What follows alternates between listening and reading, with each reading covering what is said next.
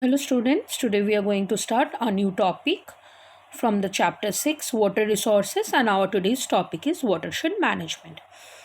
As you all know, water scarcity is the biggest problem of India in a present day. Not only India, for the other parts of the world also. Water scarcity possibly to pose the greatest challenge on accounts of its increased demand and coupled with the shrinking supplies due to the overutilization of the water as well as the pollution of the water. The per capita availability of the water is decreasing day by day due to increase of the population. We all know, or we are aware of this fact. The available of the water resources are also getting polluted by the different industrial, agricultural and domestic effluents, and in return there is a very much limited availability of the usable water resources. Some states utilize large proportion of the groundwater, and some states they are depleting the water resources, and overutilization of the water in other states like Rajasthan, Maharashtra, they are not getting the normal amount of the water. Also in their water, in their groundwater, there is a concentration of the fluoride. In West Bengal, Bihar, there is a concentration of the arsenic. We all discussed this problem of the water resources. Water gets polluted by different foreign materials or different toxic substances that is mixing with the water. So presently there is a huge scarcity of the water. So government has started so many projects. Government has started different like controlling the pollution different act and all, but then also the situation is not under control. So there is a way to solve these problems and all, that is the watershed management. Let's see what is this watershed management. Watershed management is this efficient management of conservation of the surface and the groundwater resources. It is a way to manage or to conserve the water resources. It will be the groundwater resources or it will be the surface water resources. That means by this watershed management process we can conserve the water resources. What is the work of this watershed management? It prevent the surface runoff. What is the surface runoff? The water is flowing over the surface after the rainfall, so it stop the flow of this, and it will store those things. It will recharge the groundwater table through various processes. You all know about the groundwater table. The groundwater table is decreasing day by day. So by this watershed management we will recharge the groundwater level. How we will recharge these things? We will recharge by the percolation tanks, we will recharge this by the wells and all. However, in the broad sense, if you will see the broad perspective of the watershed management include the conservation, the regeneration as well as the judicious use of all the resources, like any natural resources like the land, water, plants, animals as well as the human within a watershed. So in case of the broad sense, watershed management is a conservation, regeneration and judicious use of all this natural thing in the watershed area. Now there are some aims of the watershed management. What are the aims? The main aim is to create the balanced situation between the natural resources and the society. That means we know nowadays there is an imbalance between the availability of the resources, because we know the population is increasing, but with the population the resources are not increasing. So watershed management said that their first aim is that to maintain a balance between both the thing. The success of the watershed management, it doesn't depend on the government or it doesn't depend on the laws and all. It depends on the you and me, the people of the society only. The success of the watershed management, that's why it is said that it is highly dependent on the community participation, like how the people are participating in this thing.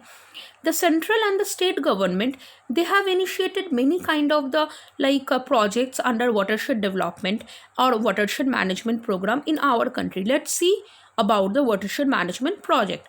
Some of the projects implemented by the non-governmental organizations also, like we are telling, it is the NGOs. There are some several watershed management projects are there which is organized by the government as well as the NGOs also. The first one is Hariyali. Hariyali is a watershed development program or project that is sponsored by the central government of India. The aim of this Hariyali project was actually the rural population to conserve, to provide the rural population or to conserve the water for drinking, irrigation, fisheries, as well as the afforestation.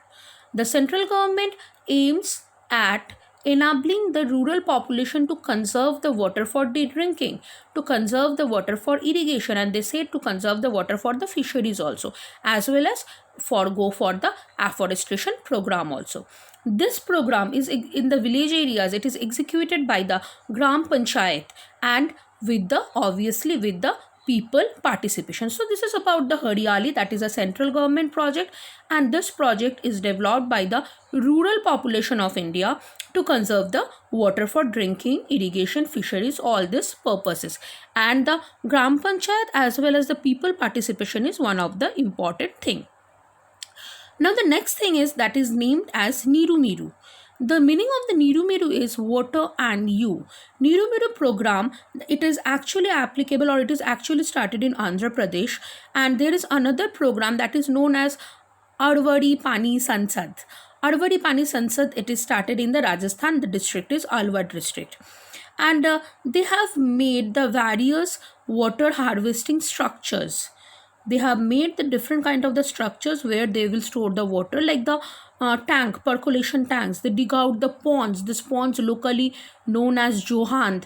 They made the dams, and through the people participation in Tamil Nadu, they has made the water harvesting structure in their houses. Now in Tamil Nadu, it is a compulsory thing. They need to make the structure at the roof of the houses for the water harvesting, and it is a very compulsory process. No building or can be constructed without making the structure of the water harvesting. So that means they need to make the tank at the top of the, or water harvesting structure at the top of their roofs, and by this way they will store the water. In Rajasthan, they are having the tanks, they are having the underground tanks, because in Rajasthan, you know, there is a water scarcity is very high amount, and they dig out the ponds. In West Bengal also, we are digging out the ponds and all, and we are storing the water over there, like they can use, or the farmers can use those water in the afterwards. So in this way, the different projects has been taken by the local people as well as the government to protect the water, to conserve the water.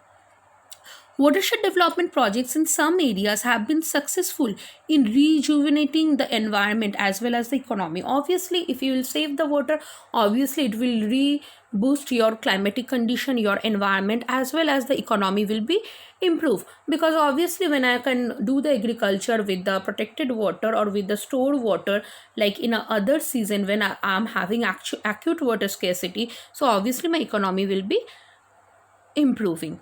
However, these are only few success stories. Whatever stories like Hariyali, Niru Miru, Arvadi Pani, Sansad, Inundation Channel, Johan, these all are the few programs that succeed in the different parts of our country. But there is need to generate a huge amount of the awareness among the people to know them, or to let them know about the benefit of the watershed program and the management. Among the people of the country, we need to grow the interest, or we need to make them understand why this watershed management is required. And in case of that, through this only we can make the integrated water resource management approach, and water availability can be ensured on sustainable basis. If we will use the water in a indiscriminate way, obviously we know the amount of the drinkable water is decreasing day by day. So obviously there need a sustainable approach on this project only. So for today, this much only. Next day we will discuss the different procedures of this watershed management and all. Thank you so much.